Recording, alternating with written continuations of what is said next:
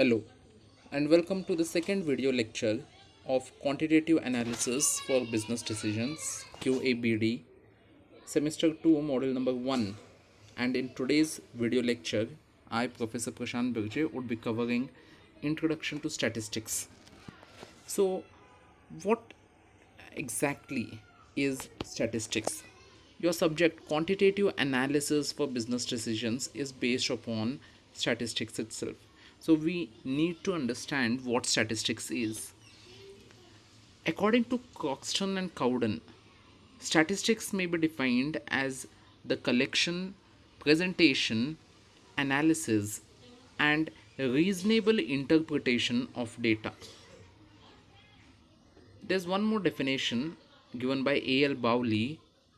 They define statistics as statistics may be called the science of counting. In general, statistics presents a scientific method for gaining insight into data.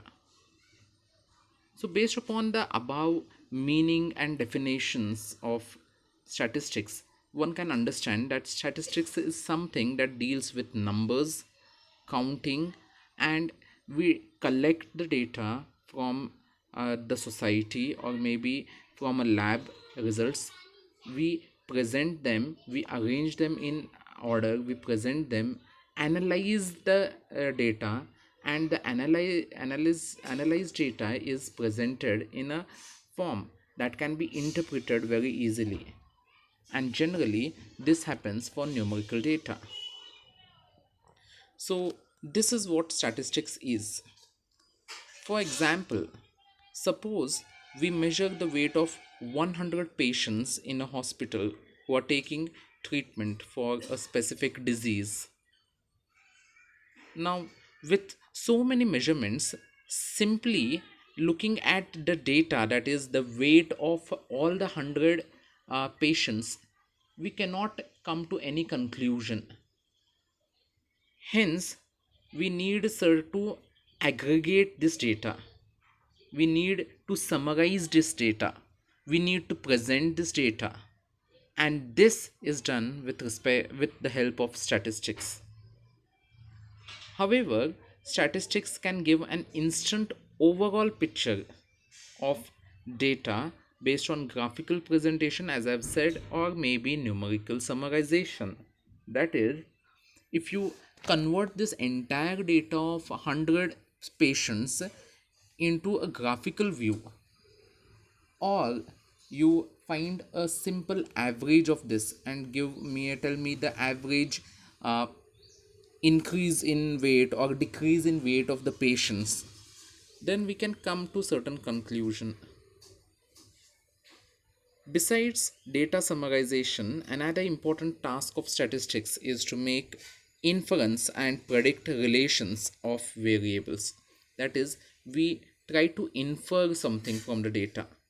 Now, for example, in my previous example itself of 100 patients, that is, if we find out that the weight of 100 patient is increasing by certain amount, then on most of the patients it's increasing, then we can predict that there is some relationship between the treatment that is given and the weight increase, or maybe vice versa. That is, maybe most of the patients show a decrease, considerable decrease in weight, then maybe this decrease in data can be attributed to the disease or the line of treatment that the patient is getting. This inference, when we are finding, comes under inferential statistics, and using this inference we can predict a relationship between variables.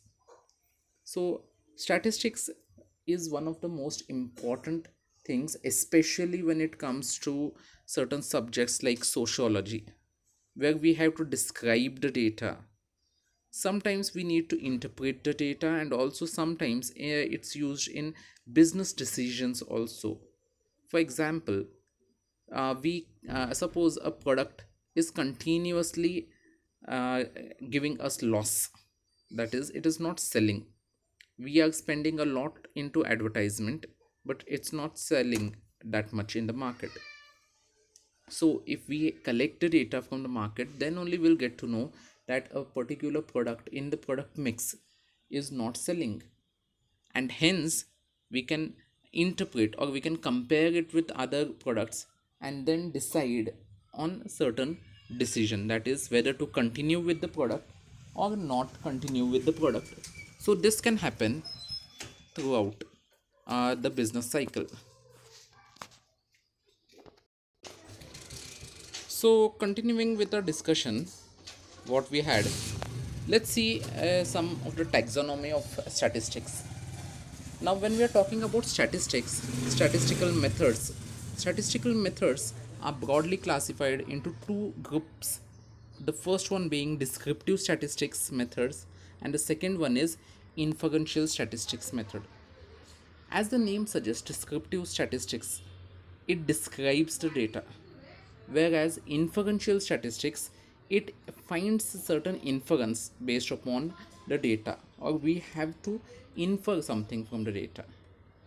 To make it more precise, uh, descriptive statistics refers to various measures that are used to describe the characteristic features of data. So here whatever happens is description. You describe the data. For example, a person, he can be described. It can be described. A person can be described by his or her gender, that is male or female. Then they can also be described based upon their height, based upon their weight, based upon uh, their age, based upon their income, based upon their occupation. So all this comes under descriptive statistics. Such measures of descriptive statistics, where we can do certain statistical use certain statistical tools, are generally central tendency, measures of dispersion, etc. Generally it applies to univariate data. Graphs can be plotted from this, tables can be formed, charts can be formed that display data, and also uh, have we can compare two different things. So this description of data, whenever we are doing that is whenever we are describing the data, this is known as descriptive statistics. On the other hand, the second one, that is inferential statistics, it refers to statistical process of drawing valid inferences about the characteristics of population data on the basis of sample data. So it is little confusing to understand from this definition. To elaborate this using an example, I'll tell you. Now, for example, uh, a population is there and you want to infer something about the population. So what you do is, because the population is either not entire population is not accessible, or the entire population is huge and you cannot survey each and every unit or individual of the population, what you do is you draw out a small sample from the population. And what happens is, when you draw a small sample out of the population, you do certain tests or gather data on the sample, and based upon certain statistical techniques and tools, you then decide whether the entire whatever results of the sample you have got, you are applying to the entire population or not. That is, you whether you accept or reject the null hypothesis that you set. For example, a home example, everyday example I'll give you. uh, you are cooking rice, and the rice is being cooked slowly. You need want to check whether the rice is properly cooked or not. So what do you check each and every grain of the rice and check whether it is uh, boiled or properly cooked or not?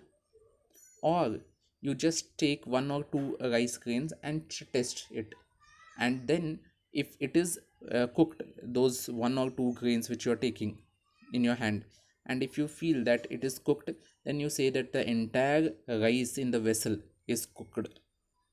So what you're doing is, you're taking out a sample, small sample of here, and you are applying this the results, that is result of the sample. You are doing a test whether the rice is cooked or not on the sample, not on the population, that is not on the entire vessel, only on one or two rice grains. And then if it is cooked, you say that the entire thing is cooked in the vessel.